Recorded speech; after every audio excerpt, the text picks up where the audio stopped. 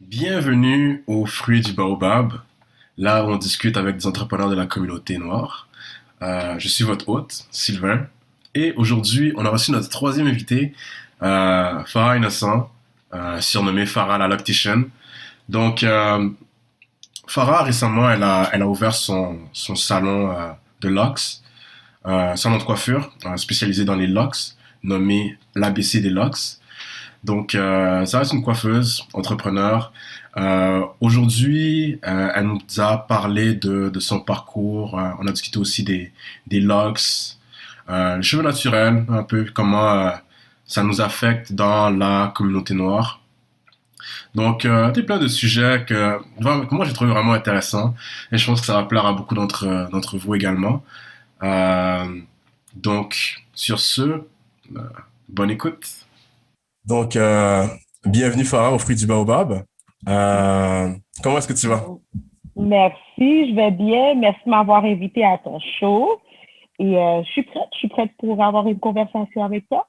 Ouais, merci moi aussi. Euh, et je pense que quand on parle de cheveux, surtout dans la communauté noire, right, c'est vraiment quelque chose qui est ancré. Right? Je pense que ça fait partie de notre identité. C'est pas quelque chose que je vois disparaître. Hein? Puis là, bon, dans ton cas, toi, tu t'occupes plus d'un style de cheveux en particulier, les locks. Mhm. Euh, Donc, j'aimerais un peu que tu nous parles de ton parcours et comment est-ce que tu as commencé à t'occuper des cheveux, quand tu as commencé à t'occuper des locks plus précisément et tout. Mhm. Donc, ouais. OK. Eh bien, mon amour pour les cheveux a commencé très jeune. Donc, depuis que je suis adolescente, 12, 13 ans, j'ai commencé à m'occuper de mes cheveux, jouer dans mes cheveux. Et puis ensuite, j'étais toujours la personne qui coiffait les cousines, les amis, qui faisait des tresses en classe. Mhm. Et puis, donc, j'ai toujours gardé la coiffure quand même. C'était un hobby pour moi. J'aimais ça. Et puis, c'est à 21 ans que j'ai décidé de devenir coiffeuse et de m'y lancer à temps plein. Donc, à partir de ce souhait-là, j'ai fait des recherches pour essayer de travailler dans le domaine. Et puis, là, maintenant, ça fait 10 ans à peu près. Maintenant, ça fait 10 ans, Ouais. ouais, que je coiffe. Au début, c'était les cheveux naturels. Donc, je faisais tout ce qui était tresse, twist, pas nécessairement juste des locks. Mais au fur et à mesure que je me suis avancée là-dedans, j'ai commencé à me concentrer juste sur les locks. OK. Puis, quand tu as commencé à t'occuper de tes cheveux, c'est qui t'avait montré? Ou t'as appris par toi-même? Ben, j'ai appris sur les poupées. OK. Ensuite, Ah, j'ai appris par moi-même, peut-être en regardant les gens. ouais. Mais beaucoup les poupées, tu sais, comment attacher des cheveux sur les cheveux des poupées, tout ça. Là. Puis ensuite, j'aimais ça pratiquer, jouer, j'observais. Parfois, j'ai demandé à ma mère, parfois, j'ai demandé à quelqu'un qui est plus grand, qui sait comment faire, je vais regarder Mhm. jusqu'à ce que ça commence à ressembler à quelque chose. Ouais, je vois. Parce que Ouais. c'était pas une époque là où il y avait les médias Il n'y sociaux, avait pas du tout. Internet, YouTube, Il n'y avait pas du tout. là on pouvait apprendre comme ça. Ouais, donc t'as vraiment appris ouais, avec les gens, comme t'as dit, avec les poupées et tout. Donc, Ouais. non, ça On me faisait coiffer ma grand-mère. ouais, Elle aimait faire des petites tresses, des box tresses. Donc, au fur et à mesure qu'on te laisse pratiquer, c'est la pratique qui fait tout. Au fur et à ouais. mesure que tu pratiques, tu deviens bon. Practice makes perfect. Là, je suis tout à fait Yeah. d'accord avec toi. Mhm. Puis, tu sais, donc, quand t'as commencé à 21 ans, tu sais, c'était comment est-ce que genre ça a été disons reçu dans les gens dans ton entourage, tout est-ce que ils étaient supportifs par rapport à ça? Ben, dans mon entourage immédiat, pas vraiment. Mhm. OK. Donc, on me prenait pas au sérieux. On prenait pas la coiffure au sérieux. Donc, ils se disaient, est-ce qu'il y a vraiment un avenir dans ça? Et puis, non seulement ça, je voulais coiffer, mais je voulais coiffer des cheveux crépus. Fait qu'ils comprenaient encore moins parce que pour eux, ils voyaient que la tendance, c'était la permanente, les faux cheveux, les greffes. Mais toi, tu veux faire des cheveux crépus. C'est comme...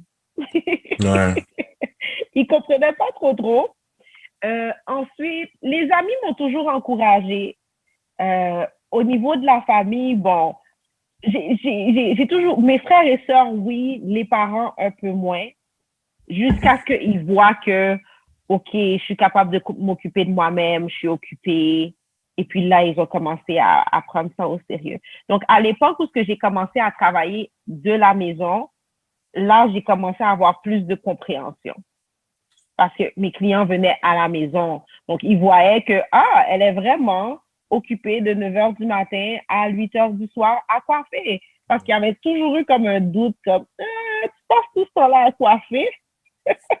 Voilà, ils ont vu le débit de la clientèle qui rentrait, et là, ouais. Là, ils ont commencé à comprendre que, ah, OK, non, il y a un marché pour les locks, vraiment. Et puis, ils ont commencé à trouver ça plus beau aussi, parce que eux, ils ont grandi, les locks, dans leur monde, à mes parents, quand ils étaient jeunes, les locks, c'était pas vraiment une option, ou c'était pas quelque chose de bien vu.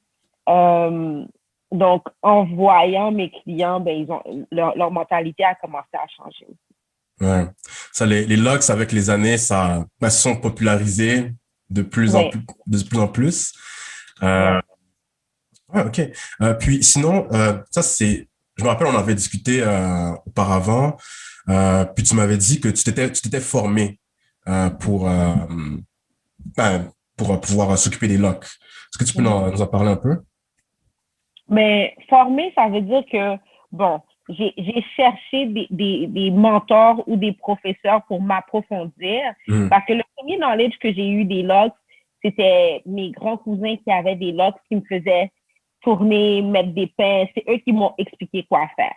Mais ensuite, quand j'ai commencé à voir que, il y a une autre manière de faire, autre que les interlocks.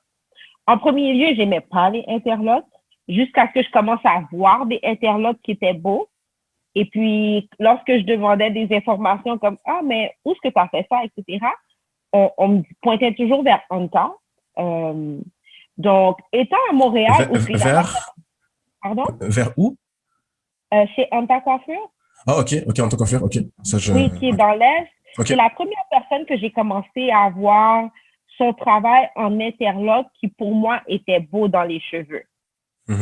Donc, vu qu'il n'y a pas une école de coiffure de lock ici à Montréal, je me suis dit, OK, mais il faut que j'aille. Et il n'y avait vraiment pas beaucoup de salons de coiffure. Mais quand j'ai vu son travail, je me suis dit, OK, mais ça, c'est quelqu'un qui peut me montrer quelque chose de différent que j'aime. Et puis, j'ai appliqué, ça a fini par donner après quelques mois. C'est le premier salon que j'ai commencé à travailler. Donc, ça, c'est quelqu'un qui avait déjà à l'époque plus de 20 ans d'expérience en coiffure. Donc, c'est elle qui m'a montré à interlock, comment utiliser le travail d'aiguille, comment interloquer. C'est dans son salon que j'ai pu observer ça pour la première fois. Ensuite de ça, j'ai eu un autre mentor aux États-Unis. Ça, c'était plus on faisait des twists beaucoup, mais on faisait aussi des débuts de lock avec... donc, elle m'a montré sa technique à elle de faire des twists. Donc, ça m'a avancé aussi dans mon knowledge de lock. Puis ensuite, j'ai pris des cours. J'ai pris des cours de coiffure en ligne. Et je suis en contact avec mes mentors assez où que si j'ai besoin de questions, on se parle.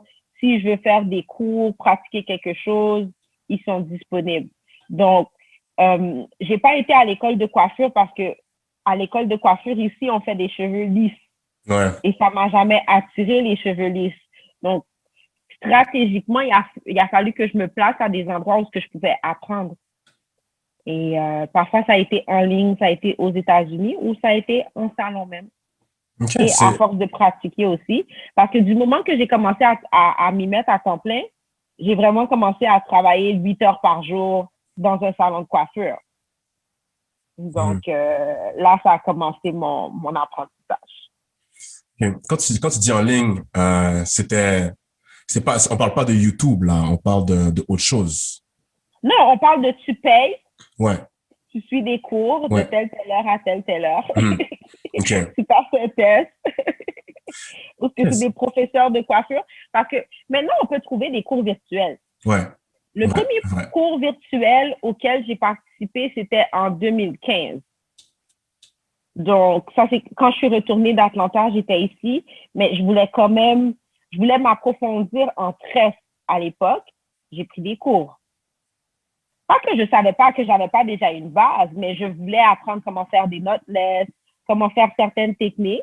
Et puis, j'ai oublié combien de temps c'était le cours. Je pense que c'était pendant un mois, le matin de 9h à midi. On te fait acheter des livres, on fait acheter des mannequins.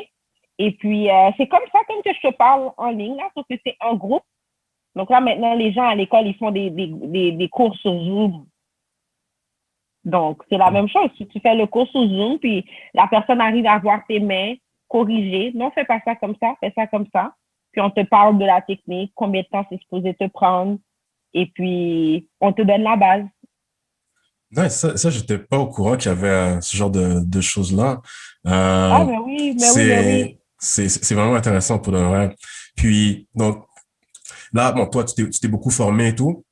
Euh, Qu'est-ce que tu penses de YouTube puis tout ce qui est do it yourself? Euh, Ben, YouTube, il y a du bon, il y a du mauvais. ouais. Donc là, c'est maintenant comment savoir que ce que la personne te dit, c'est vrai. Et c'est à travers la recherche. Et parfois, bon, il y a du monde qui arrive à voir visuellement ce qui est beau ou ce qui est pas beau, ce qui fait du sens dans ce que la personne montre ou non. Il y a du monde que non. Donc, c'est un couteau à double tranchant. C'est bien parce que ça éduque quand même les gens, ça Ouais. ça apprend des choses aux gens. Mais le côté négatif de ça, c'est que tu vas avoir quelqu'un qui fait des vidéos, mais son expérience est seulement avec ses cheveux. Donc, comment peut-elle conseiller une masse quand tout le monde n'a pas le même cheveu, tout le monde n'a pas la même diète, tout le monde n'a pas les mêmes...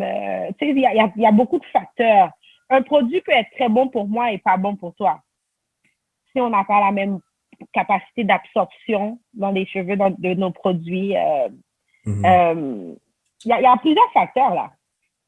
Si j'ai une vie active et toi, tu as une vie moins active, peut-être que le shampoing que je vais utiliser va pas te faire à toi parce que tu ne salis pas autant tes cheveux ou peut-être que toi, tu préfères laver tes cheveux à chaque semaine, mais moi, je préfère faire ça une fois par mois. Donc, parfois sur YouTube, tu tombes sur des vidéos où ce que la personne te dit, c'est ça, c'est ça, c'est ça, mais ça peut pas être une note pour tout le monde. Ça peut pas être une formule pour tout le monde. Ouais. Pas de one size fits all.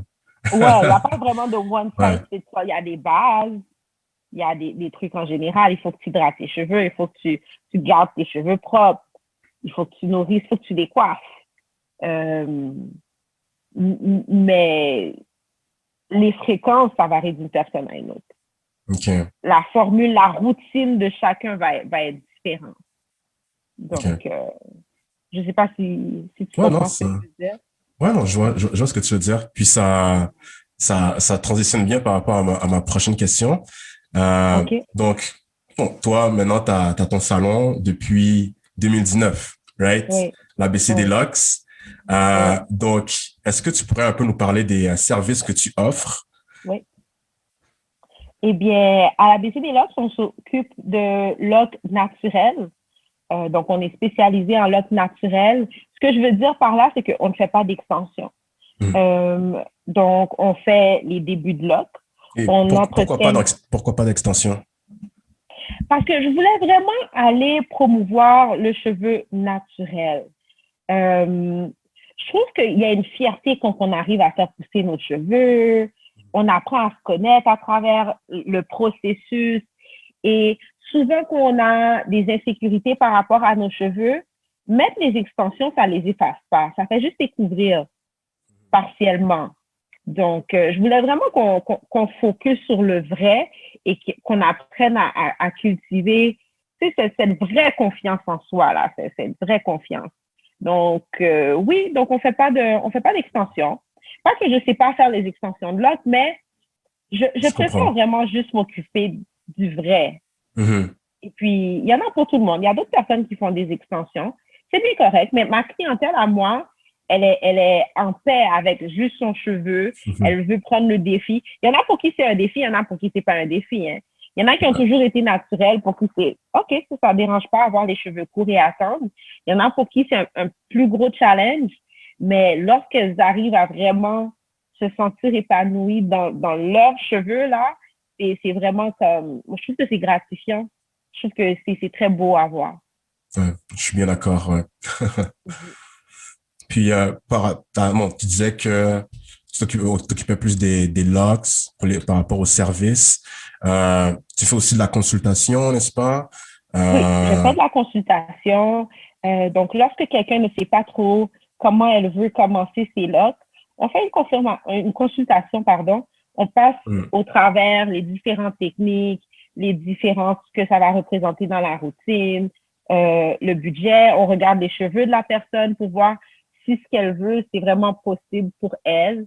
Et puis, ça aide les gens à faire leurs décisions avant de commencer, là, une décision plus informée. ouais. Ça, je pense que ben déjà, pour moi, là, je me rappelle quand j'étais venu à ton salon, euh, ben, j'étais un peu...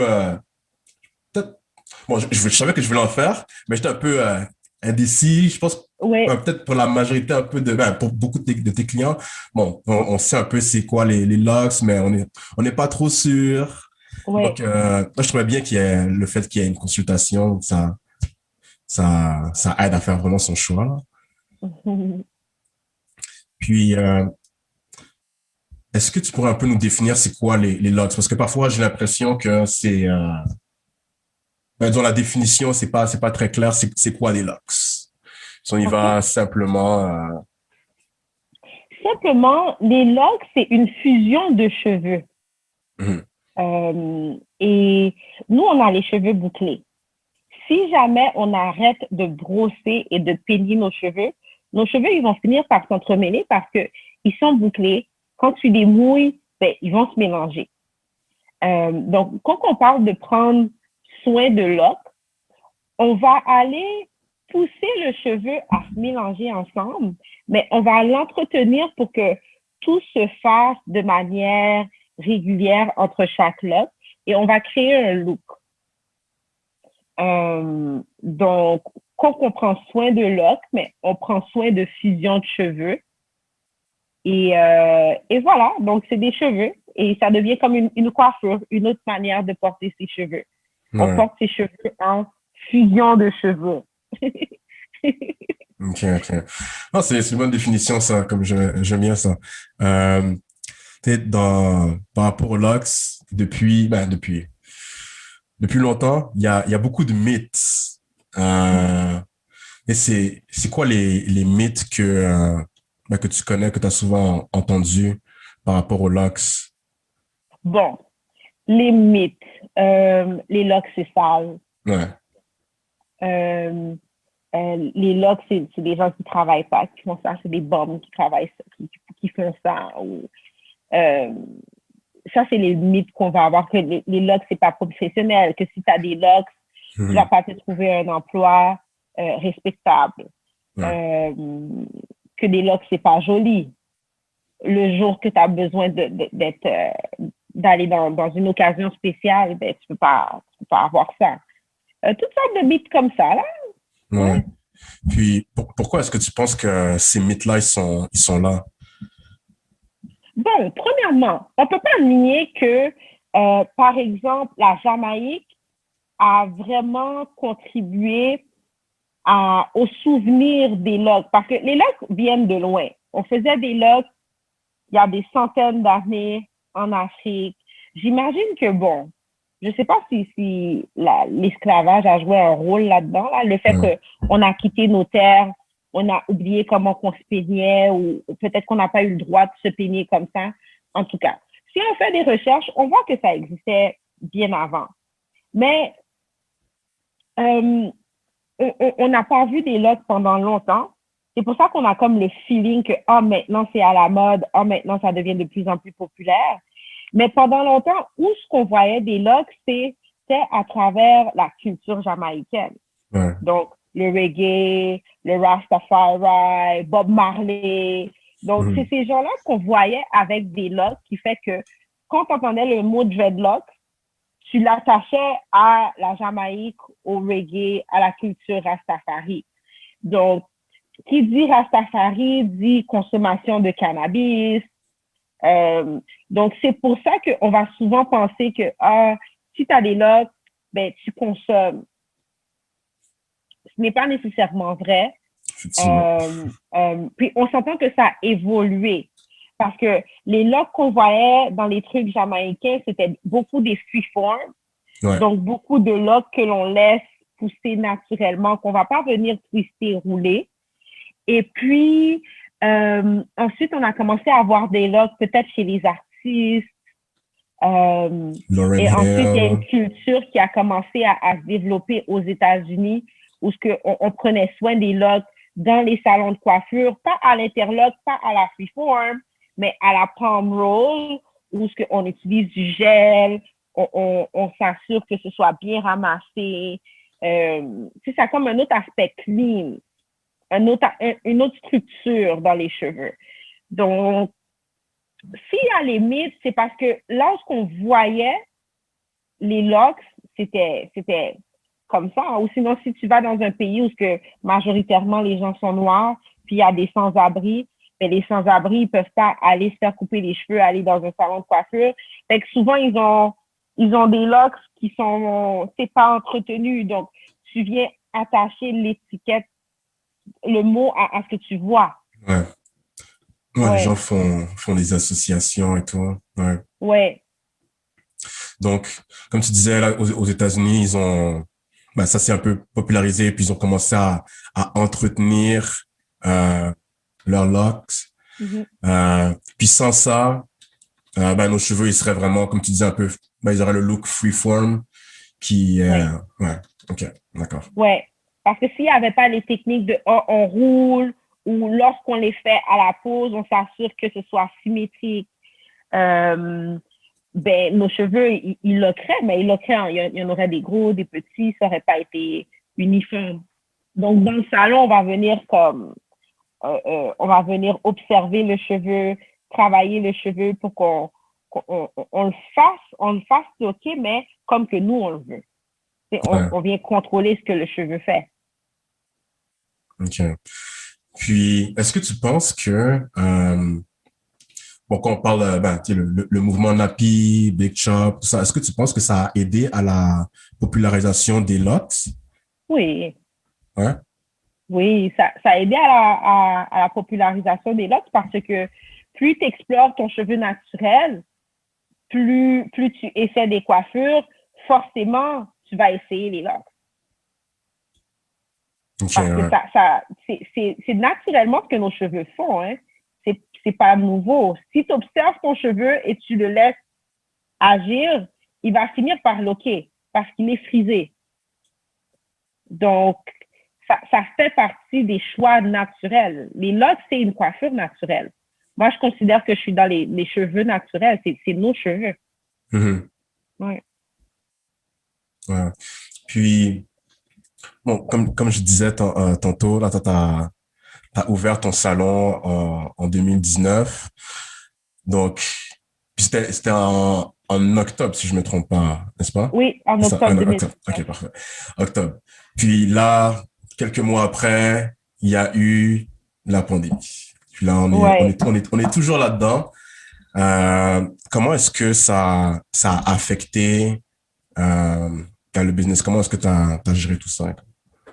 Bon, ben ça affecte parce que, bon, il faut qu'on respecte les distances sociales. Donc, on n'est pas capable de rouler autant qu'on le peut. Il faut mettre un peu plus de distance entre les clients. Ensuite de ça, on a fait plusieurs mois sans travailler. Donc, monétairement parlant, ça nous aide pas. Ouais. J'ai perdu des coiffeurs aussi avec COVID. Hmm. Donc, ouais, c'est tough, mais je fais du mieux que je peux. Je fais du mieux que je peux. Ouais. Puis là, il va y avoir des confinements bientôt, donc Oui, genre ça c'est une bonne nouvelle par rapport à ça. Hein. oui. Euh, ok. Puis ce serait quoi ta définition d'entrepreneuriat?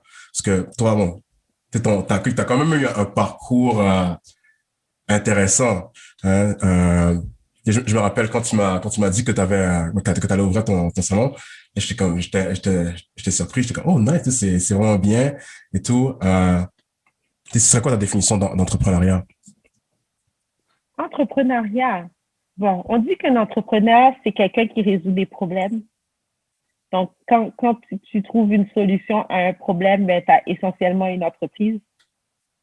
Euh, donc, l'entrepreneuriat, pour moi, c'est ça, c'est l'ensemble des entreprises, c'est travailler pour soi-même et c'est contribuer à socialement, je Ouais. pourrais dire un peu, contribuer à sa communauté. Donc, oui. OK. Puis, pour ouvrir ton salon, est-ce que ça a été quelque chose de challenging? Comment est-ce que tu t'y es pris? Est-ce que tu as donné des conseils à gauche, à droite? Comment ça s'est passé? Bon, oui, c'est challenging parce que c'est un leap of faith. Donc, on se demande, est-ce qu'on a vraiment quelque chose qui va fonctionner? Si j'ai demandé conseil, oui. J'ai eu de l'aide avec le groupe 37 Crémazie. Je suis une élève de Maxime Victor aussi. Oh, Donc, c'est, j'ai ouvert en 2019, mais ça fait depuis le début de ma carrière que je veux ouvrir un salon de coiffure. La première chose qu'on se dit, c'est je veux avoir un salon de coiffure. Et même là, à 21 ans, j'ai fait le choix de devenir coiffeuse, mais ça n'a pas été clair tout de suite parce que bien que je coiffais, j'ai pas été conditionnée à voir la coiffure comme un métier respectable, qui fait que j'ai comme pas catché tout de suite mhm. que je voulais être coiffeuse. J'ai comme esquivé pour finalement me dire, parce que je me rappelle que la première fois que j'ai fait la formation Maxime Victor, je voulais avoir une entreprise, mais je ne savais pas en quoi. Donc, j'ai été là-bas en sachant que j'étais intéressée à travailler pour moi-même. Je voulais un salon de coiffure. À un moment donné, l'idée m'est venue parce que j'ai été dans un programme de gestion des affaires, donc il fallait faire un plan d'affaires. Mon plan d'affaires a été faire un salon de coiffure, mais je ne suis pas comme convaincue de moi en tant que coiffeuse. Et c'est à travers mes devoirs que là, je me suis dit, OK, mais je veux un salon de coiffure, mais je ne peux pas avoir un salon de coiffure comme ça du jour au lendemain parce que si tu n'as pas de clients, Exactement. ben, tu as bien beau avoir un salon de coiffure, investir, tu ne vas pas faire d'argent, donc ça va couler. Donc, il faut y aller intelligemment. Donc, ça finit it ended up being like a full circle, où ce que dans mon struggle de j'aimerais être entrepreneur, mais je sais pas quoi faire, puis j'aime la coiffure, mais je suis pas nécessairement coiffeuse à l'époque que je pensais. Mhm. À la fin, je me suis dit, OK, mais si je veux un salon de coiffure, il va falloir que je devienne coiffeuse parce qu'il faut que je travaille sur ma clientèle avant de pouvoir ouvrir un salon de coiffure. Donc, Mhm. finalement, j'ai fait mon choix parce que logiquement, je ne pouvais plus éviter. Quand je me demandais qu'est-ce que je dois faire de ma vie, de ma carrière, je n'étais pas intéressée à être en soins infirmiers. Je n'étais pas intéressée à travailler dans un travail de bureau normal. Là, je me suis dit, ah, OK, mais ce que tu aimes faire, ton hobby, là, c'est peut-être pas un hobby. Peut-être que c'est vraiment dans ça c'est ça que tu vas utiliser pour te lancer en entrepreneuriat. Et c'est ce que j'ai fait finalement, là. Donc, ouais, c'est assez spécial parce que j'aimais coiffer, mais je n'étais pas convaincue que j'étais une coiffeuse. Ouais. Le Mhm. imposter syndrome, un peu ça? Est-ce que c'était un Oui, peu ça? Ouais? oui, OK. oui. Puis c'est à travers Maxime Victor que j'ai commencé à comprendre que, ah, mais c'est peut-être pas une franchise, tout est dans la mentalité avec laquelle tu fais quelque chose. Là, pour l'instant, pour toi, c'est un hobby parce que tu es en train de coiffer le cousin ou la cousine qui te demande, comme tu le fais pour toi, pour ton plaisir. Mais si tu t'y prenais vraiment au sérieux, si tu passais 8 heures de temps par jour à vraiment être dans la coiffure, où est-ce que ça pourrait aller? Parce que j'étais bonne avec mon niveau de je coiffe comme side hustle. Mais quand tu parles de je suis coiffeuse, ça veut dire que je travaille dans un salon de coiffure et j'ai des protocoles, j'ai des méthodes et puis c'est un niveau différent.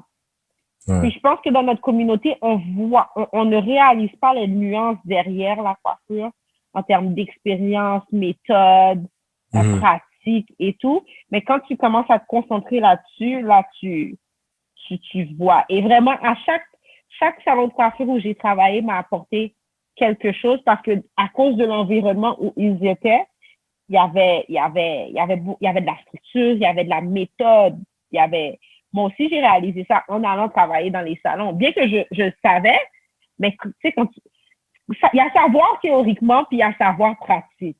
Ouais. Oui. Non, je trouve ça intéressant que tu dises que le fait d'avoir simplement un salon, et ça, c'est pas ça qui amène directement la clientèle. Je pense que souvent, on se dit que on va ouvrir un business, mais on n'a pas déjà une clientèle déjà préétablie.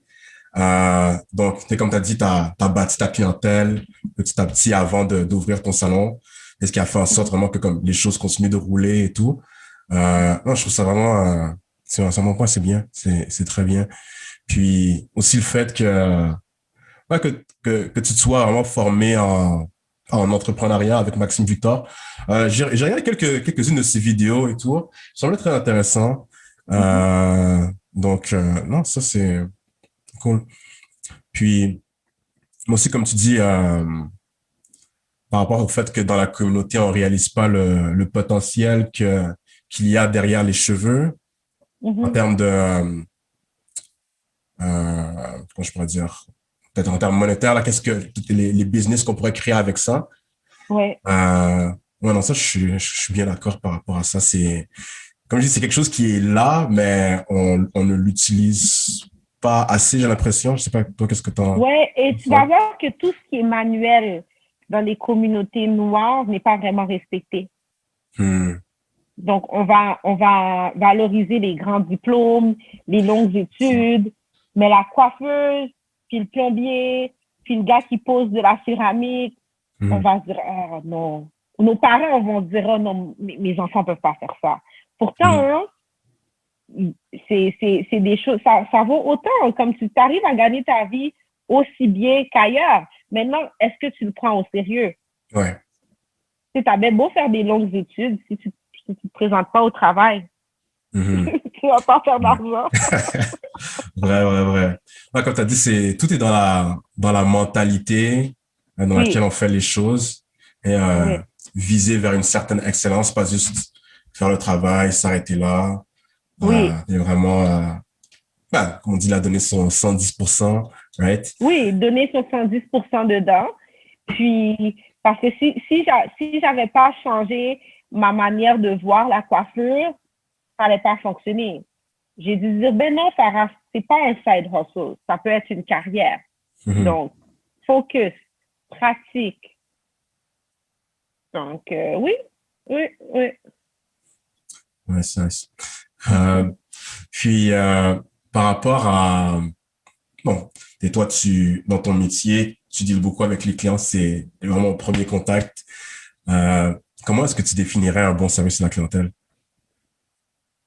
Bon, un bon service à la clientèle, c'est un service courtois. C'est comme une structure qui est mise en place pour le client. Et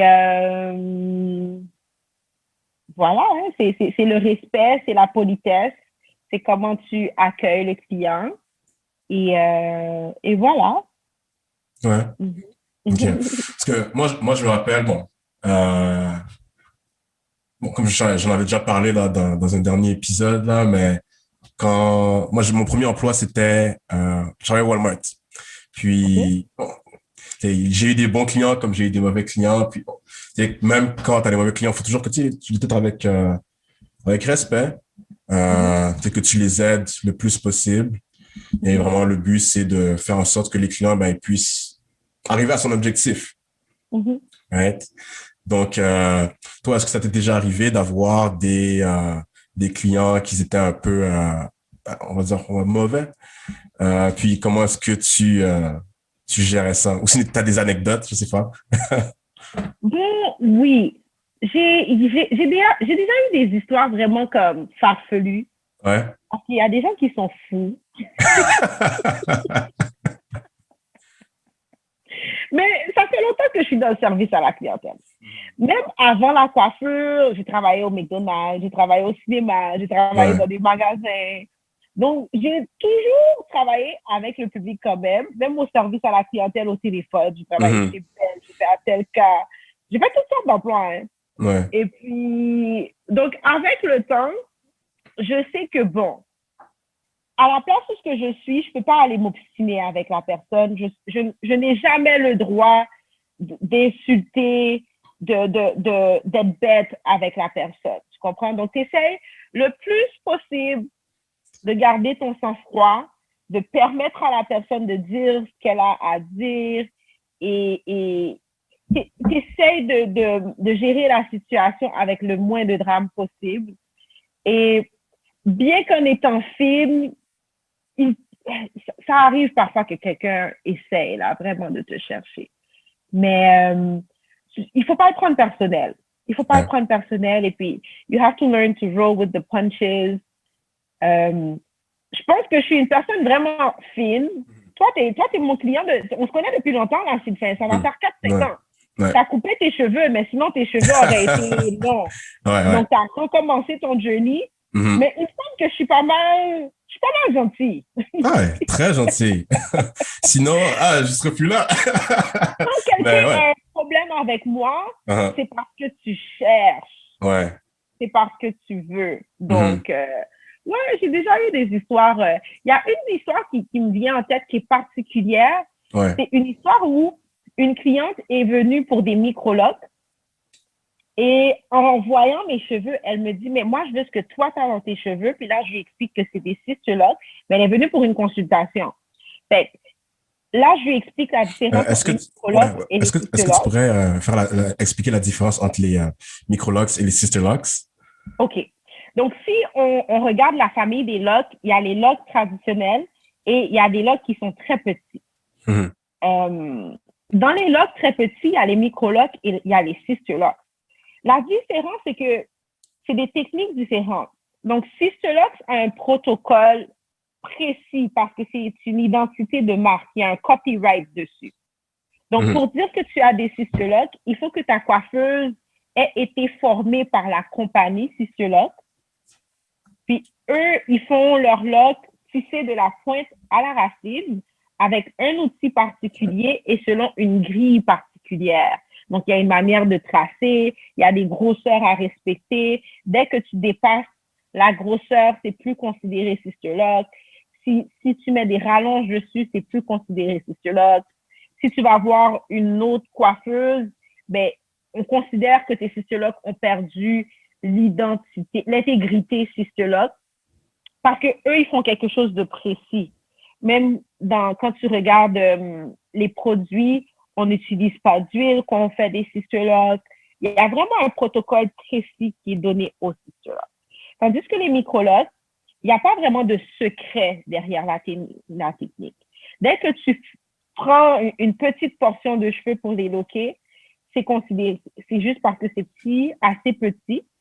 C'est des micro-locks, ça peut être des tresses, ça peut être des twists, ça peut être un coil. Il n'y a pas une façon de faire.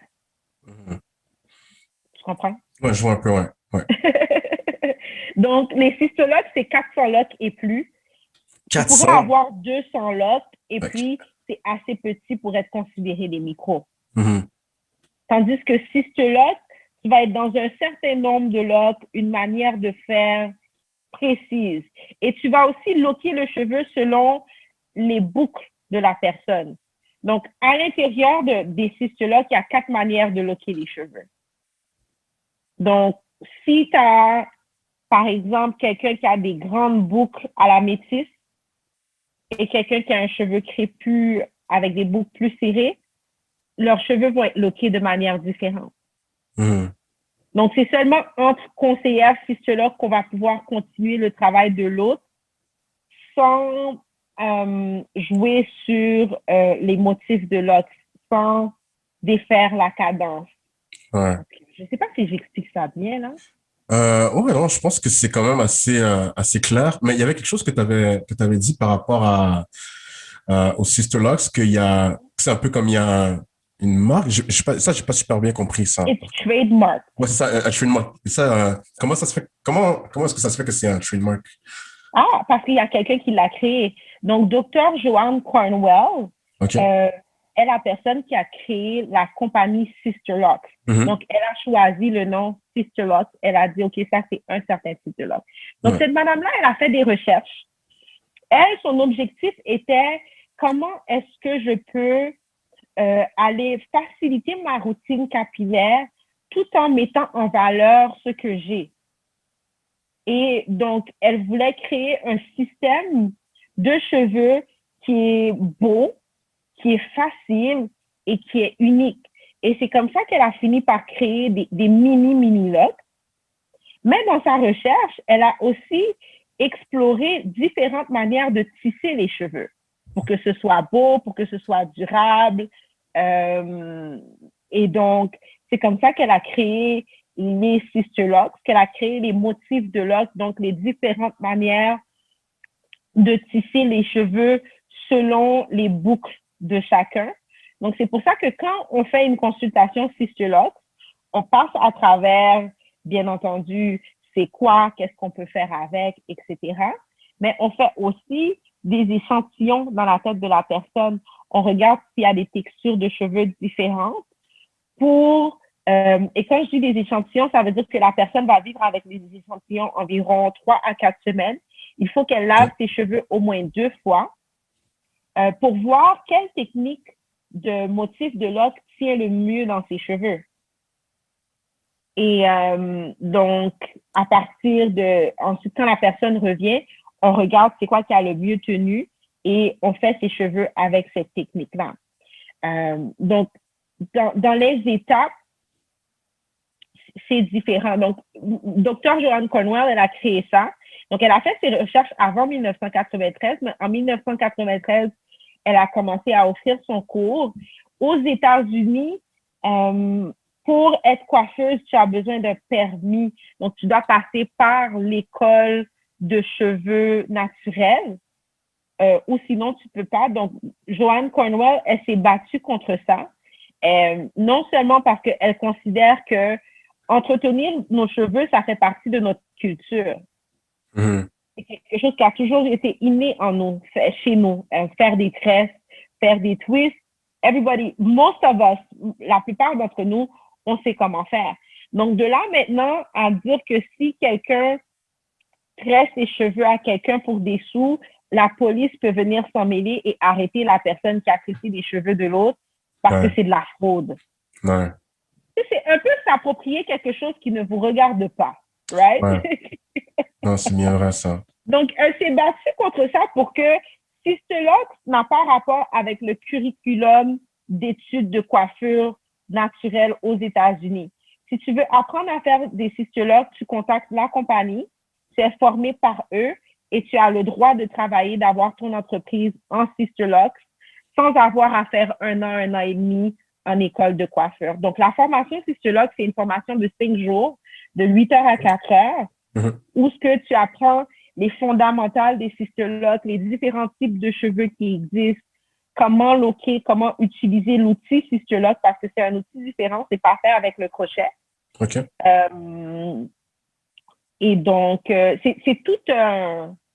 C'est une compagnie d'identité de marque, là, comme on dit, où il y a des copyrights, où tu n'as pas le droit de dire « je fais des Sister Locks » si tu n'as pas été formé par eux.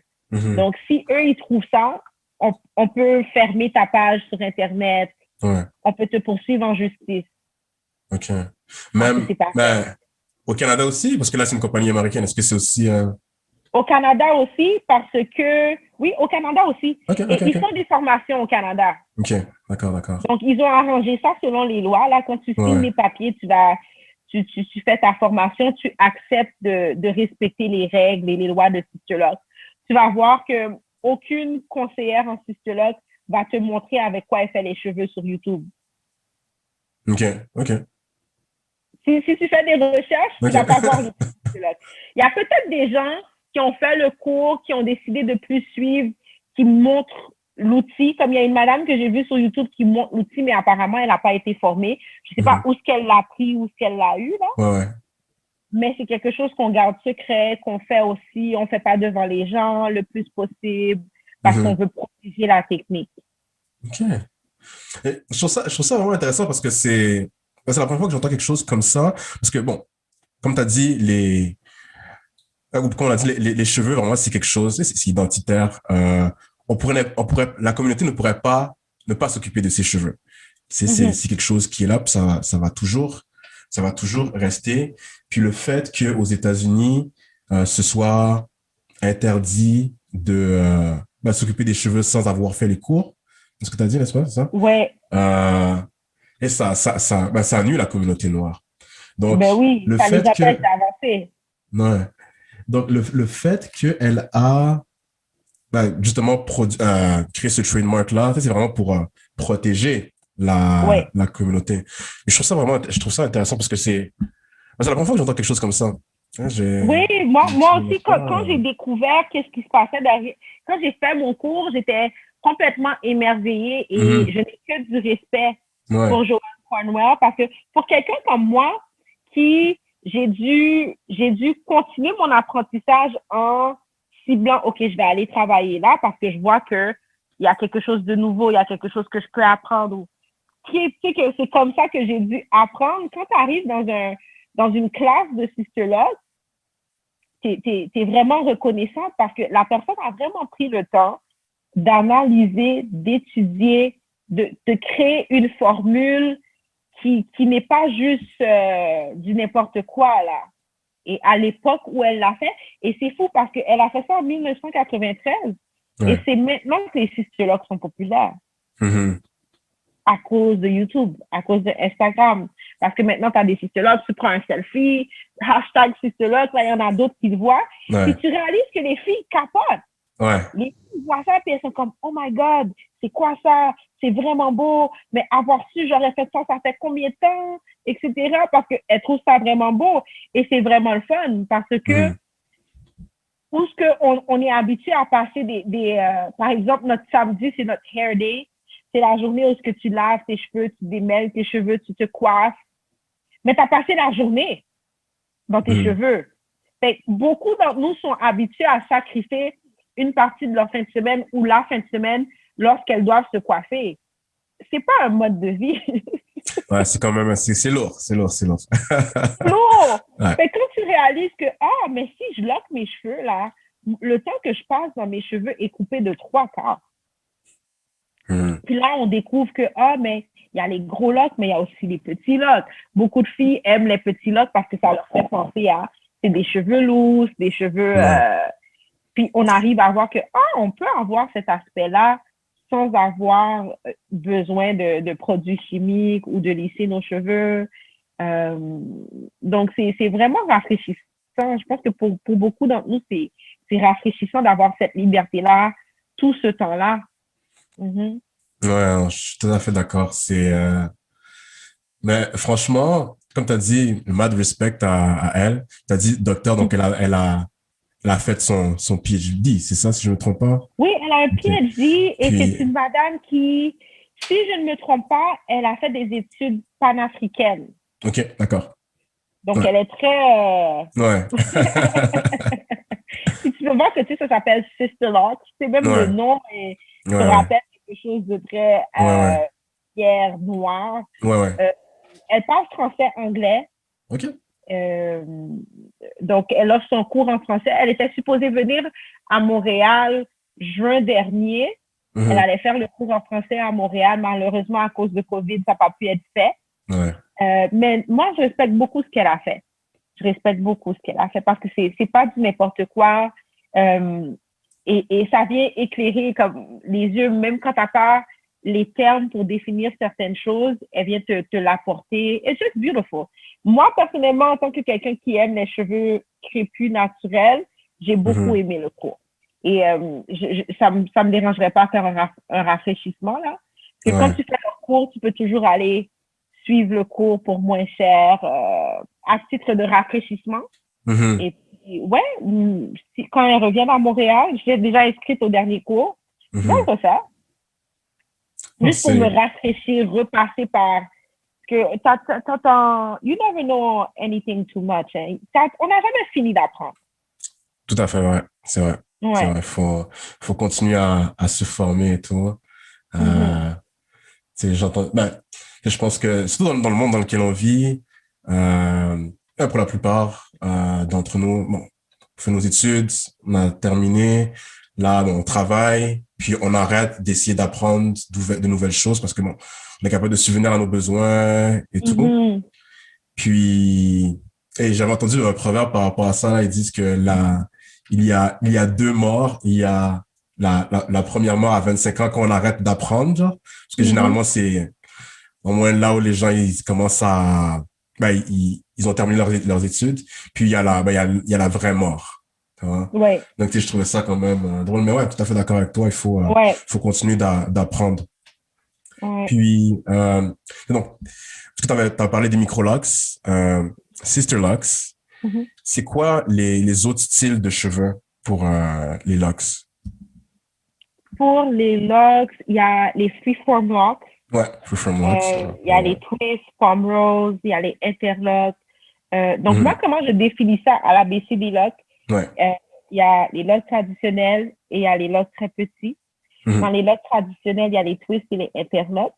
Dans les locks très petits, il y a les micro-locks et les sister locks.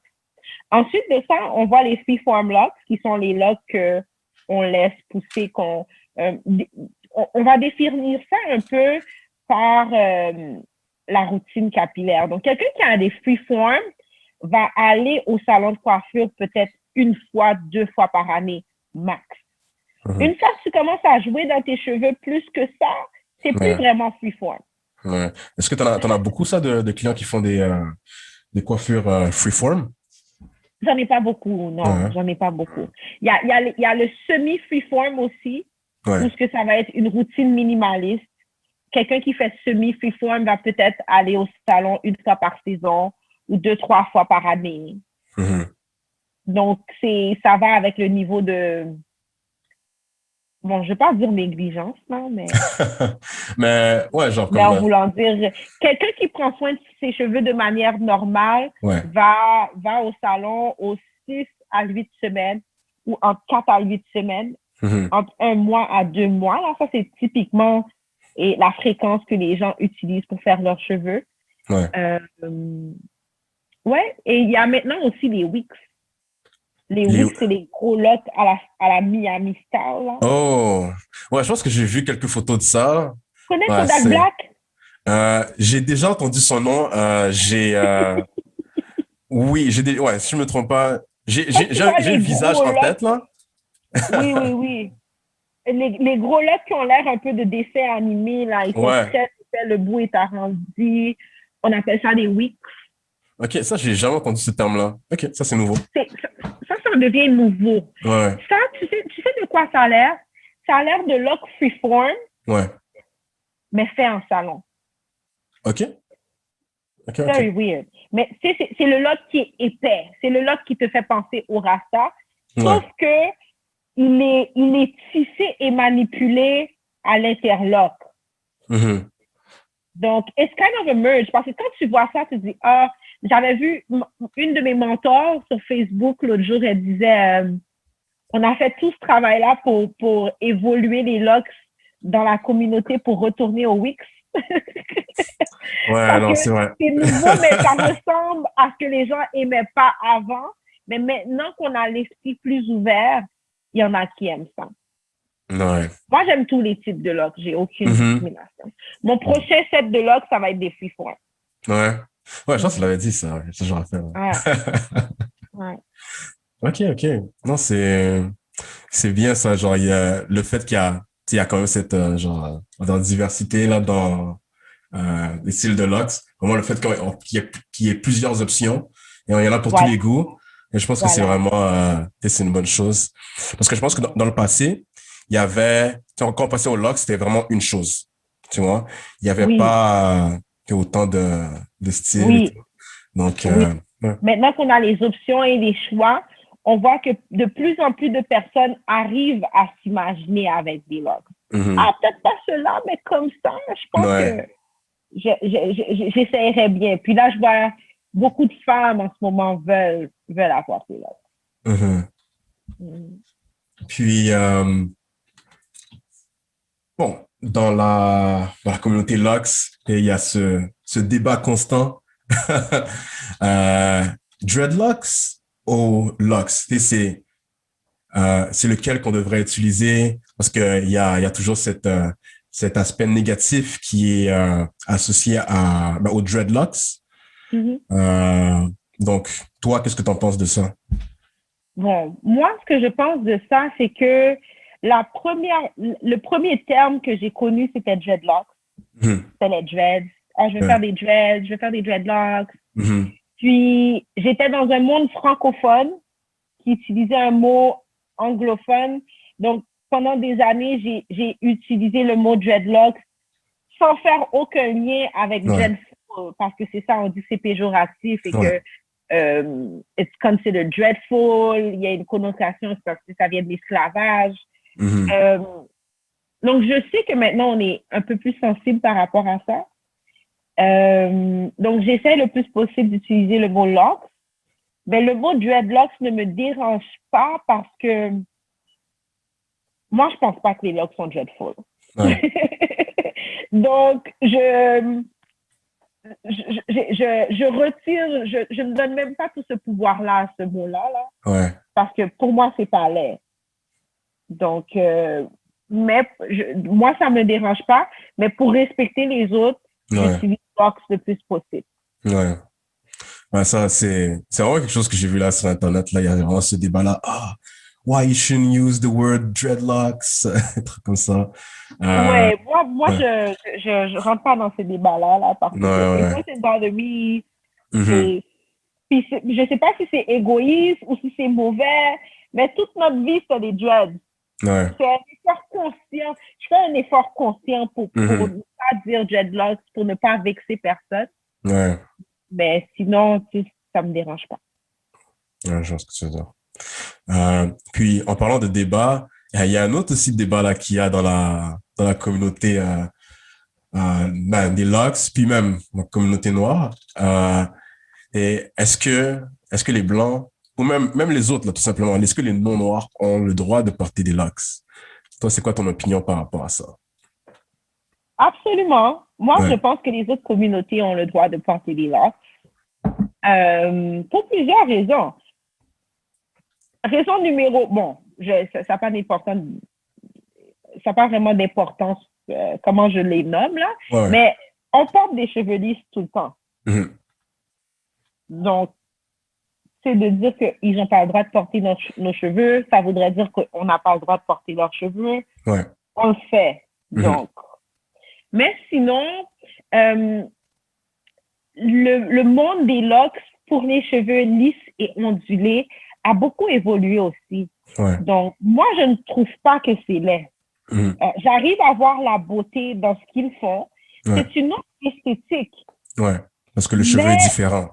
parce que le cheveu est différent. Mhm. But there is craftsmanship in that. Puis parfois, j'en vois que je suis vraiment comme, wow, ces locks sont vraiment beaux parce que le travail qu'il y a dedans est vraiment impeccable. Donc, ne pas voir la beauté dans ce qu'ils font serait un peu contradictoire pour Ouais. moi. Mais étant quelqu'un qui essaie le plus possible d'accepter ce qu'il y a autour de moi, puis, you know, when you try to look at something for what it is, you can see the beauty in it more easily. Puis, non, moi, ça me dérange pas. J'aime ce qu'ils font. Il y a du monde qui font des affaires laides, comme dans n'importe quoi, tu comprends? Il y a du monde qui font des locks avec des cheveux crépus qui sont pas beaux. Ouais. Juste parce que tu as des locks, ça veut pas dire que tes locks vont être beaux. C'est Tu vrai. comprends C'est ce vrai. que je veux dire? Fait que je vais pas non plus regarder leurs cheveux puis dire ah, mais sûrement que ses cheveux sont sales parce que j'ai déjà entendu dire qu'ils mettent des choses gommantes pour que leurs cheveux collent. Mhm. Les gens disaient ça de nous aussi, back Ouais. in the day. Puis, je regarde des pages où on fait des locks avec des cheveux synthétiques ou des cheveux ondulés droits. Puis, c'est de moins en moins, on utilise des produits lourds dans nos cheveux des deux côtés. Donc, ils font beaucoup d'interlocking, de travail d'aiguille. Puis, quand l'artiste est bonne et qu'elle s'y met, c'est aussi beau que nos cheveux. Et moi, je le prends pour un compliment aussi. Ouais. Mhm. Like, for them to want to have... Parce que vraiment, c'est ça. Hein, ils essaient d'imiter un cheveu crépus. Mhm. Ouais. Donc, c'est un compliment. Parce que si le cheveu était pas crépus, ben la coiffure tiendrait pas tout simplement avec des cheveux lisses. Oui, C'est ça. mais les cheveux lisses ne loquent pas. Ouais. Ouais, comme même si tu as la permanente dans tes cheveux, tu essaies de loquer tes cheveux, ça va pas loquer. Ouais. Il faut des boucles. Mhm. Non, je suis bien d'accord avec ça. Tu sais, je pense que ce débat-là, tant que ça, ça vient pas, comment on va dire, déranger les gens, ben, plutôt dans le sens, comment je pourrais dire ça? Tant que ça n'insulte personne, je dirais, mais Mhm, ça offusque personne.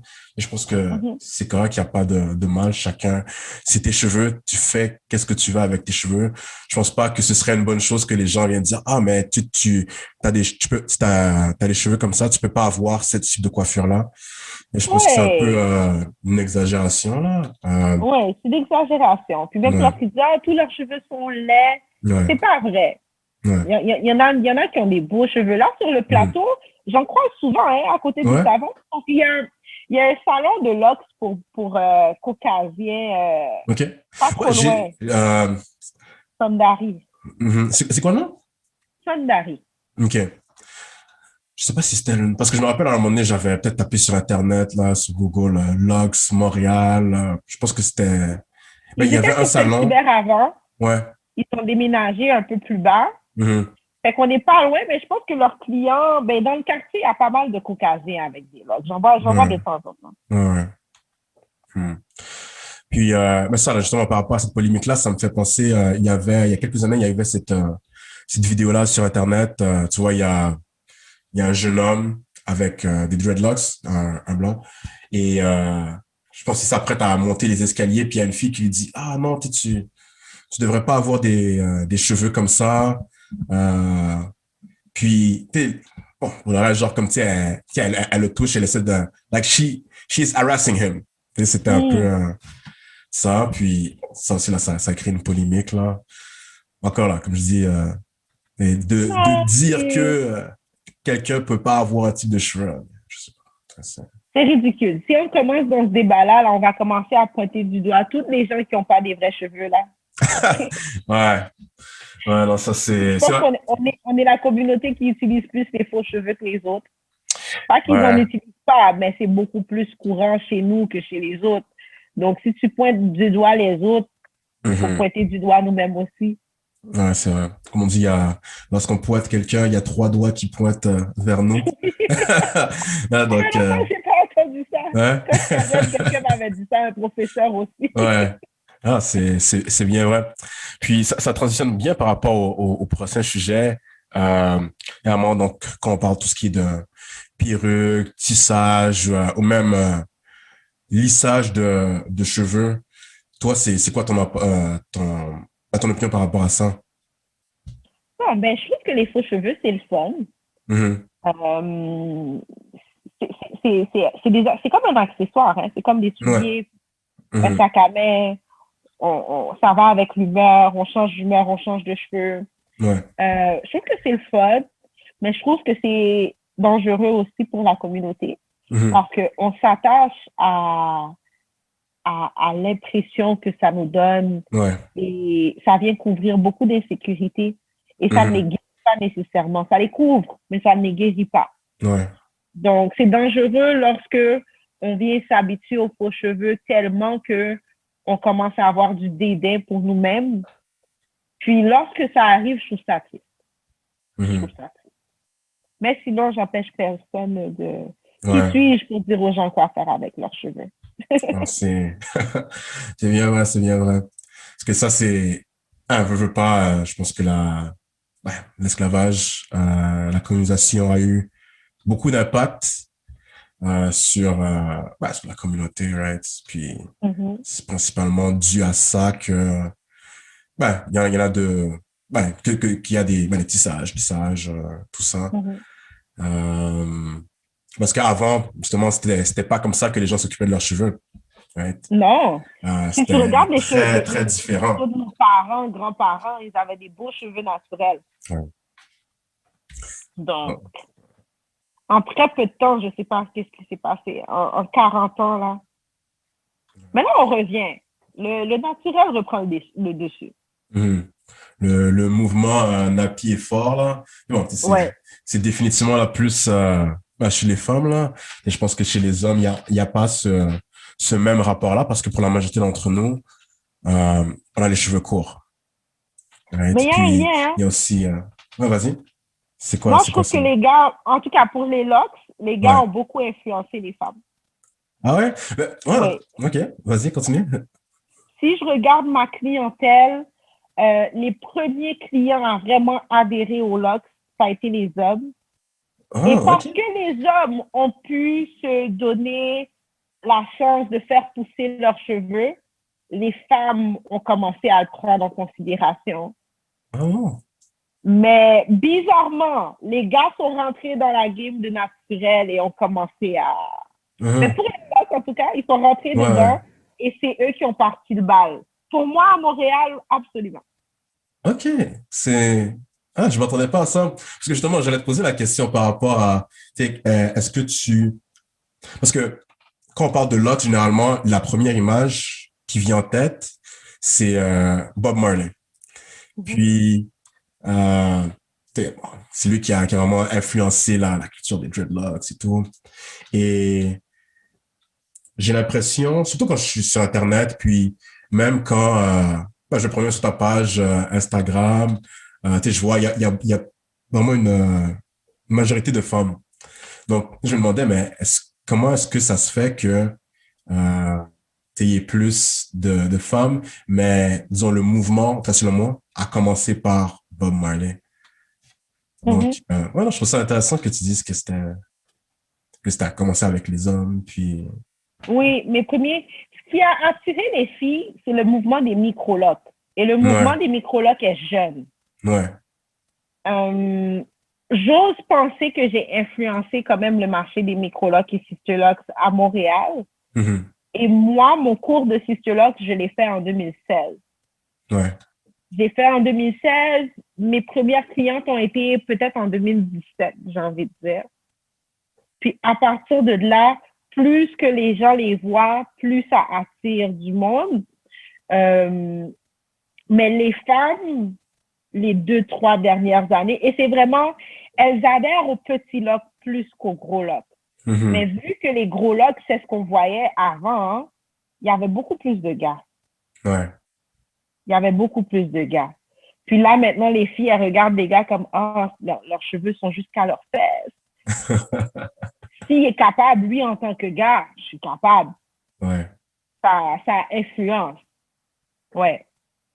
Puis, pourquoi est-ce que tu penses... La mode des sisters-là, les filles ont sauté dessus, là. Ouais. Les micros, les sisters. Fait que c'est peut-être pour ça. Il y a comme un petit changement. Mais l'influx de filles est venu il y a 2 ans. Mhm. Les 2 dernières années, là, 2, 3 dernières années, commence à avoir plus de filles, mais c'est à cause de la mode des micro-locs et là. OK. Euh, Pourquoi est-ce que tu penses que les filles n'allaient pas plus vers les gros locks dans le passé? Eh bien, beaucoup de filles trouvent que les locks plus petits sont plus féminins. Ouais. Aussi, quand, par exemple, tu fais affaire avec un cheveu qui est court, plus le cheveu est fin, plus on a l'impression Ça pousse qu'on est rapidement? coiffé tout de suite. Ah, Le choc est moins grand. ouais. Parce que quand les locks sont gros et petits, il n'y en a pas beaucoup. On a comme, on sent comme si on n'a pas beaucoup de cheveux sur la tête. Ouais. Tandis que quand ils sont petits, mais il y en a 300, 400, c'est quand même rempli, c'est quand même fourni. Donc, l'effet coiffure, l'effet transition est moins apparent avec les locks plus petits. OK. Tu comprends? Tu as moins l'impression que tu es en transition. Souvent, quand les filles font des cystologues, c'est elles qui doivent dire que c'est des locks. Sinon, les gens se disent ah, mais c'est quoi dans tes cheveux? C'est donc bien frisé. C'est quel type de rallonge? Mais les gens ne comprennent pas tout de suite que c'est un lock. Ouais.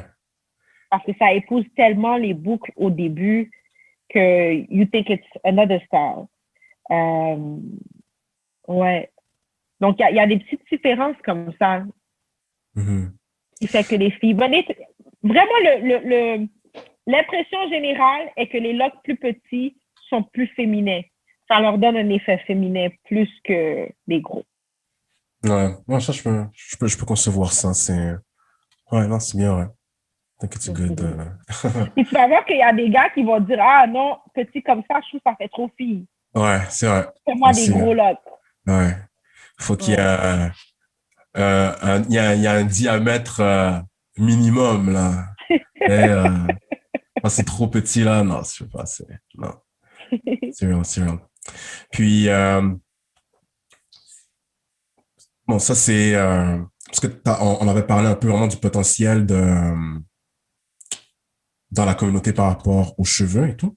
Puis, ça me rappelle un événement en 2017. Puis bon, des événements comme ça, je pense que comme il y en a beaucoup, non, similaires. C'est en 2017, en gros, il y a dans un magasin pour cheveux, c'est plus les Noirs qui magasinent là-bas, right? Tous les produits qui sont achetés là-bas, ça s'adresse à une clientèle noire. Et le propriétaire du magasin, il a soupçonné le jeune fils d'une dame d'avoir volé un porte-clés. Donc, tu sais ce qu'il a fait? Le gars, il a frappé la jeune dame. Parce que elle disait que c'était pas vrai et tout. Donc ça a créé vraiment une grosse polémique. Il y a eu des manifestations, tout. Genre, en plus, c'est où? Là, je pense que si tu cherches sur Internet, tu vas le trouver assez Aux rapidement. États-Unis. C'est ça, exactement. Donc, puis bon, évidemment, le propriétaire, c'était pas un noir. Et pendant un certain moment, il y a eu des manifestations et tout. Et je pense que le gars, il a été accusé d'agression, évidemment. Mais ce qu'il a décidé de faire parce qu'il a vu vraiment que ça affectait son business. Et il a réduit tous ses produits à 50%. Et ça a arrêté les manifestations. Les gens ont continué à aller magasiner, malheureusement, et tout. Donc, il a baissé les prix de 50%. Ouais, il a mis tous ses produits à 50% de rabais.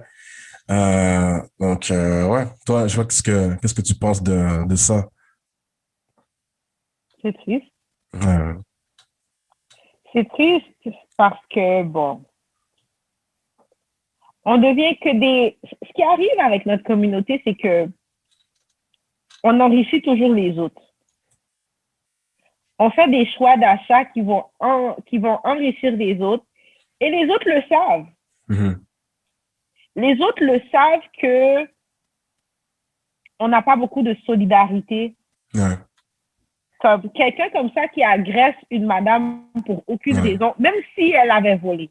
Ouais. Même si elle avait volé 3 paquets de cheveux. Ouais. Non, c'est inacceptable. Ça te donne pas le droit de frapper la personne, tu comprends? Mais c'est parce que tu sais que la personne que tu agresses n'a pas le pouvoir. Mm-hmm.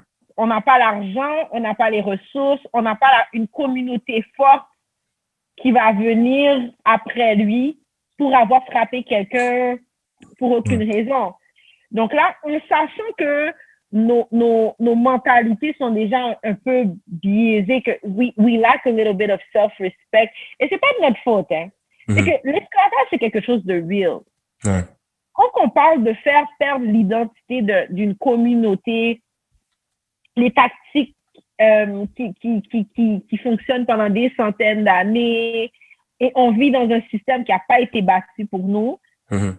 Unfortunately, like they know, but we kind of don't know. Donc, de se faire, il a baissé ses prix, puis c'est retourné à la normale parce que quand ça vient à notre argent, on va aller sauver $3. Ouais. C'est plus important pour nous que notre dignité, Mhm. que notre solidarité. Puis c'est triste. Ouais. Que quand tu regardes l'industrie des cheveux aux États-Unis, c'est asiatique. Mhm. C'est pas noir, c'est asiatique et indien. Ouais.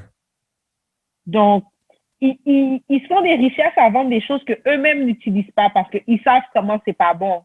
Mhm. Ils savent comment ça joue dans le mental. Ouais. Ah non, ça, je te suis par rapport à ça. Puis, je pense que même mis à part le fait, d'enrichir les autres, c'est juste le simple fait d'avoir quelque chose, puis l'idée là, juste d'enrichir la communauté parce que, ça va la faire prospérer, d'avoir plus d'opportunités. Par exemple, toi, t'es entrepreneur, t'as des apprentis, t'engages, des employés. Le fait que il y ait plusieurs business comme ça aide. Et s'il y avait pas ça, on doit aller travailler ailleurs. Pas que c'est nécessairement une mauvaise chose, mais dans certains cas, ça peut être néfaste. Et c'est dépendamment sur qui on tombe, right? Puis, ouais, non, c'est définitivement C'est fâcheux. dégueulasse de frapper une femme. Ouais, tout à fait, Même tout si à elle fait, aurait volé, tout à t'appelles fait, la police tout à va fait, dealer avec elle. T'as tout à pas à fait. la frapper. Ouais. C'est dommage parce que j'entends souvent des histoires où les gens vont comparer les prix d'une petite boutique noire au prix de, par exemple, Beauté et Rare. Mhm. Puis pour le $2 Ouais. en plus, ils vont aller chez Beauté et Rare. Mais ils voient même pas que Beauté et Rare. Moi, quand je suis partie aux États-Unis à Atlanta, là, en 2012, Mhm. Beauté et Rare n'existait pas. Ouais. Je suis retournée en 2015. Il y a Beauté et Rare P9, Beauté et Rare Montréal-Nord, Ouais. Beauté et Rare a ouvert 10 magasins À en Montréal? moins de 10 ans. À Montréal? Ils ont eu Ottawa, ils ont Laval, ils ont Pierrefonds, ils ont Côte-des-Neiges. Beauté-Ira a littéralement ouvert 10 magasins en moins de 10 ans. Mhm. Ouais. Puis, on arrive quand même à dire, oh non, mais à Beauté-Ira, ils vont me le vendre à 8,99. Toi, tu me le vends à 10,99. Je m'en vais chez Beauté-Ira. Je vais rouler $2 Ouais. pour lui donner. Non, Fait que t'as quand même dépensé l'argent. c'est fâcheux, ça. C'est fâcheux quand même. Surtout que, c'est quelque chose qui nous concerne spécifiquement. On est les premiers consommateurs de ça. Donc, le fait que, ça fait du sens que, genre, on puisse, disons, contrôler cette industrie-là. C'est dommage que Ouais. ce soit pas le cas. Euh, et, ouais, non, c'est dingue, ça, quand même, genre 10 magasins. Mais, je pense que c'est justement pour ça que c'est important d'avoir des gens comme toi qui partagent une certaine expertise, qui promouvoient les locks, les cheveux naturels. Puis, Ouais. quand on parle, parce que là, on parle de produits, là, plus spécifiquement, et des trucs comme ça, ils devraient en avoir beaucoup plus. Et vraiment créer nos propres produits. Je sais que il y a il y a beaucoup de produits qui se vendent spécifiquement pour les noirs, pour nos cheveux, qui sont parfois déjà il y a il y a beaucoup de produits chimiques. Ça n'a pas nécessairement été pensé pour notre bien-être. Ça a été pensé pour être vendu et c'est tout. Et encore, c'est fâcheux parce qu'on est les premiers à payer dans les deux sens. On paie monétairement puis payer au niveau de la santé, right? Oui, Donc, on paye sur le long terme. ouais, ouais. Ouais. C'est dommage parce qu'on ne comprend pas le pouvoir d'achat. On ne comprend Mhm. pas pourquoi c'est moins cher chez lui et plus cher chez le petit commerçant. Et c'est le Ouais, pouvoir d'achat. ouais, c'est bien vrai. Mais lorsqu'on parle de produits, parce que je sais, toi, déjà dans ton salon, il y a beaucoup de produits qui sont vendus. Puis, je me demandais, tu achètes tous tes produits, est-ce qu'ils sont faits ici? Ou ils sont faits aux États-Unis? La plupart des produits que j'ai arrivent des États-Unis. J'ai quand même des produits faits à Montréal. J'ai Mea Beauty et j'ai As Intended All Naturals qui sont faits à Montréal. OK. Shout Les out. autres produits me viennent des États-Unis. Pardon? J'ai dit shout out. Shout out, oui, shout out à eux. Les autres produits me viennent des États-Unis, mais j'essaie de prendre des produits sains, donc des produits qui n'ont pas le moins de produits chimiques possible Ouais. et des produits que j'aime bien vraiment. Mhm.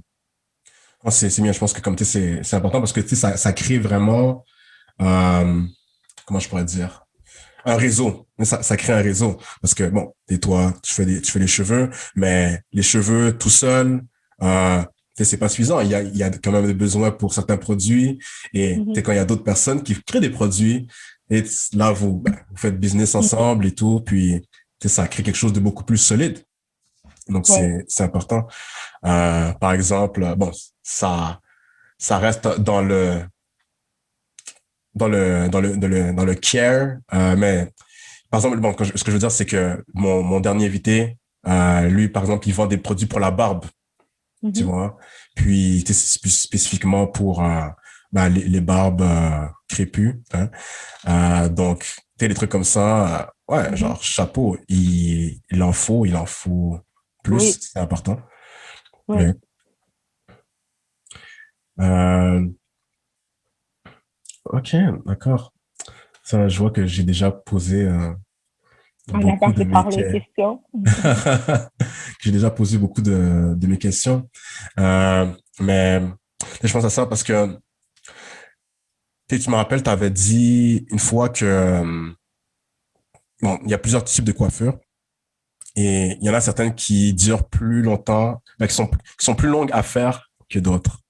Est-ce que tu pourrais un peu nous dire c'est quoi tes temps pour chaque type de coiffure? Ça donne un peu une idée. Ce qui prend le plus de temps, c'est les cistulox. Ouais. Donc, quand tu vas faire ta pause de cistulox, tu dois être disponible 2 jours. Ça prend en moyenne 15 à 30 heures de temps. Mhm. Ça peut prendre plus de temps aussi si la personne a beaucoup de cheveux, là. C'est Ouais. très long et très épais.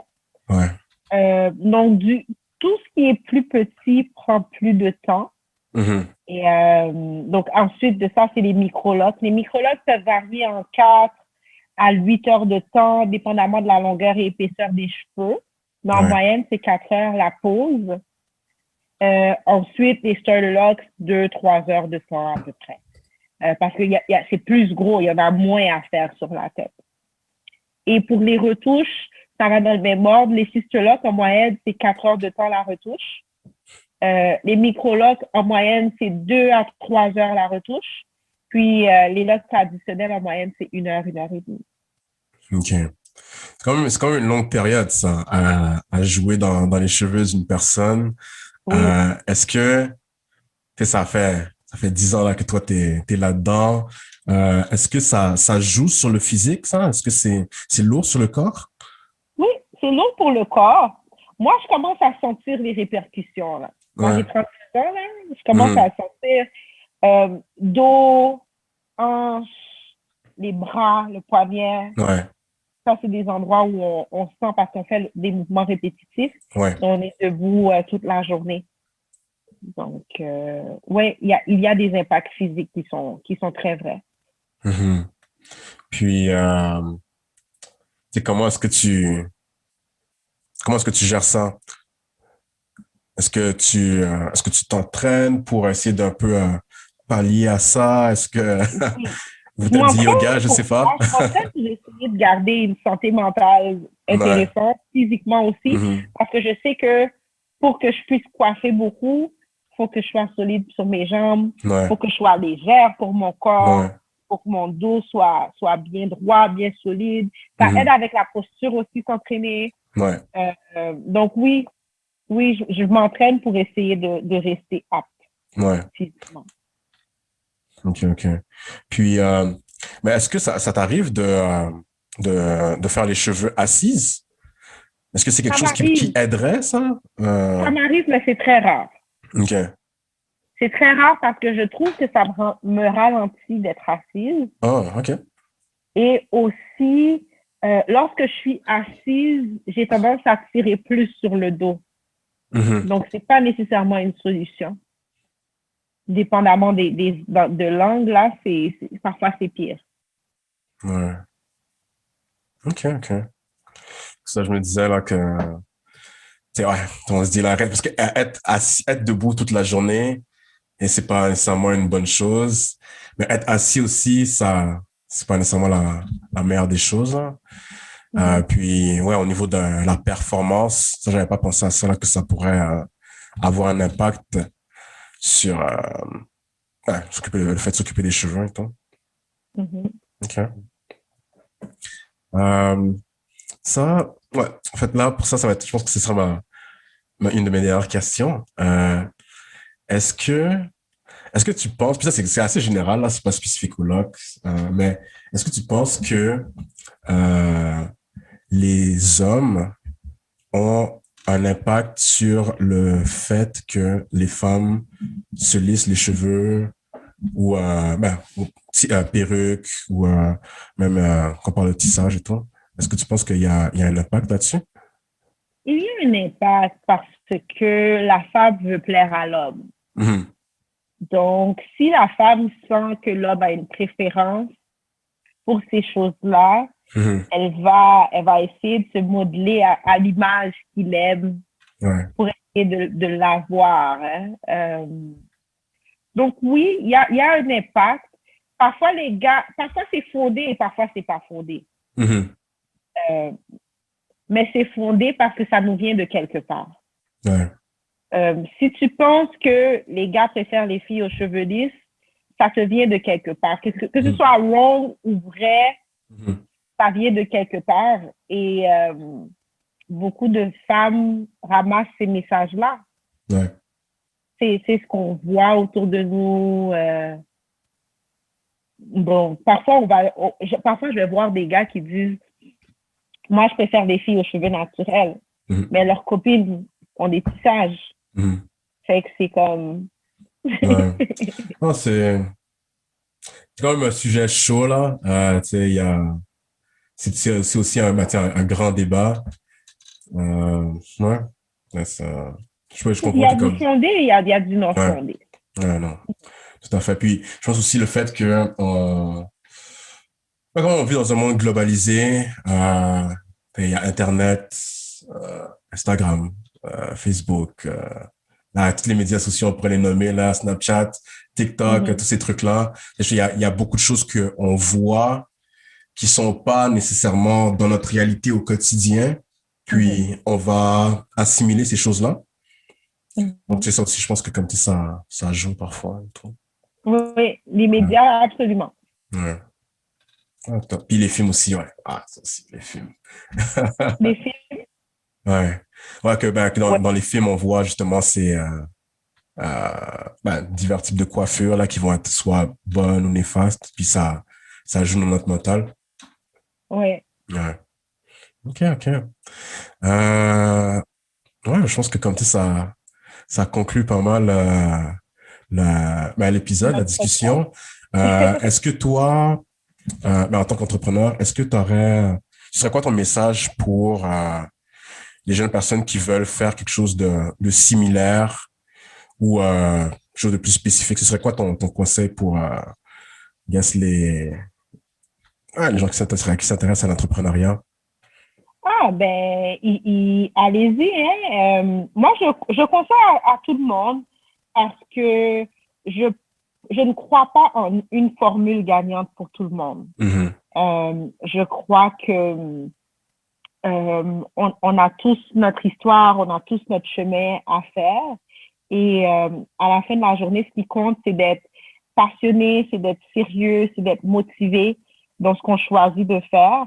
Puis il va y avoir du débouché là-dedans si on s'y met. Et n'ayez pas peur de suivre des formations, Ayez pas peur de refaire une formation si vous sentez que vous n'avez pas compris la première fois. Ayez pas peur de lire des livres. Puis encadrez-vous. Tout est une question d'encadrement. Si tu t'encadres, puis tu vas chercher l'information, tu vas la trouver. On est quand même, il y a beaucoup de choses sur Internet. Maintenant, là, c'est plus comme dans mon temps où il n'y avait pas beaucoup de ressources. Maintenant, il y a beaucoup de ressources. Donc, where there's a will, there's a way. So, go for it. Cool. Puis, c'est où qu'on peut te trouver là sur les médias sociaux? Ah, OK. Ma page personnelle sur Instagram, c'est Farah Baramba, la Baramba l'opticienne. Donc, Farah la l'opticienne. Ouais. Et la page du salon de coiffure, l'ABCD Locks, c'est ABC Baramba, DES Baramba Locks, LOCS. Donc, c'est notre plateforme. Et je crois que, dans combien de temps tu vas poster? Ça va être dans peut-être 1-2 semaines. OK. Donc, d'ici là, vous pourrez aussi aller sur www.labcdlocks.com parce que le site sort dans quelques jours, là. Ouais. OK, nice. Donc là, on va pouvoir s'enregistrer, enregistrer les rendez-vous, scheduler des rendez-vous sur la plateforme. Prendre les rendez-vous et aussi acheter des produits en ligne. OK, nice. C'est une bonne nouvelle, ça. Merci. OK, parfait. Merci beaucoup. Merci d'avoir pris le temps de participer à l'épisode. J'ai vraiment apprécié. It was a good discussion. Pas de problème. Ça fait plaisir, Sylvain. Good job. All right. Merci. Bye-bye.